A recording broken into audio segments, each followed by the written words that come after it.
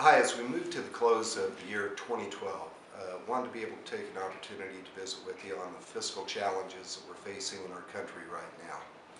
It's not an unanticipated challenge that we face, the fiscal cliff, which is going to impact our families, our small businesses, our prospects for the future, our ability to be able to provide literally for our families. When we look at the challenges that we face, I think that we all understand them. We have a crushing debt in this country, now exceeding $16 trillion. The real impacts that we're feeling as hardworking Americans, I don't believe that we can overstate. Every one of us that has had a credit card bill that we've had to pay, if you paid just that minimum, we understand that sooner or later the interest payments alone consume a lot of the contribution that you're making trying to reduce that debt. We have to be fiscally responsible in Washington, D.C. Over the past decade, we've better than doubled the size of the federal government. This has been under Republican and Democrat administrations. We have to be looking out for the people who are actually paying the bills. That's the American taxpayer.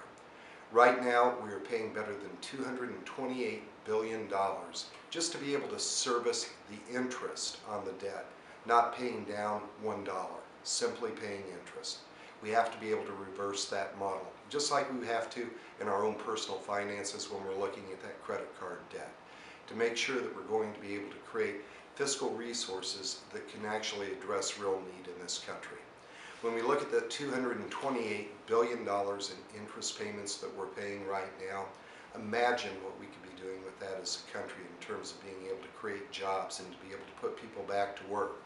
If you are interested in education, as I am, with that $228 billion, we could provide better than 40 million Pell Grants for education.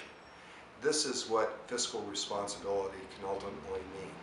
The ability of our country to be able to address some of the challenges and the opportunities which will be provided for us in the future. But if we allow this debt to continue, it will overtake us. Right now we have a national debt that exceeds the entire economy of the United States. The American taxpayer, hardworking families right now that are struggling, are paying those bills, but we aren't making progress as long as we continue to see this compounded interest rate grow.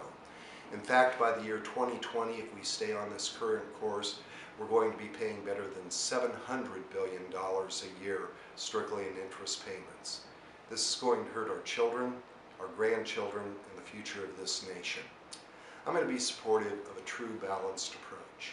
I think we need to be standing up for the hard-working families in our district and never ever forget the families right now that are still looking for work as we approach this holiday season.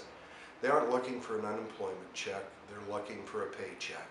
And we can create those opportunities by reducing burdensome regulations to be able to get our people back to work, particularly in the 3rd District, with responsible development of our resources with that all of the above approach, which is encompassed in the legislation that I passed through the House of Representatives, Planning for America's Energy Future Act of 2012. These are some of the solutions that we can provide to create a balanced approach of increasing revenues. But there's another step that we can approach as well. Let's have legitimate tax reform in this country. Let's make sure that we're lowering those rates actually for the hardworking Americans and hardworking businesses in this country, and making sure that we are having fundamental tax reform so that businesses can make good business decisions, so that families are going to have the resources in their pockets rather than in the coffers of Washington, D.C. to be able to make good choices for their families.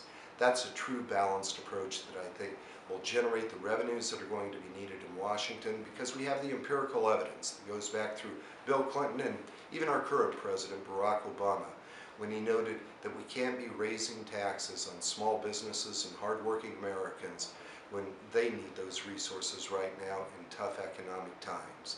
A true balanced approach to be able to get America working, to be able to create jobs.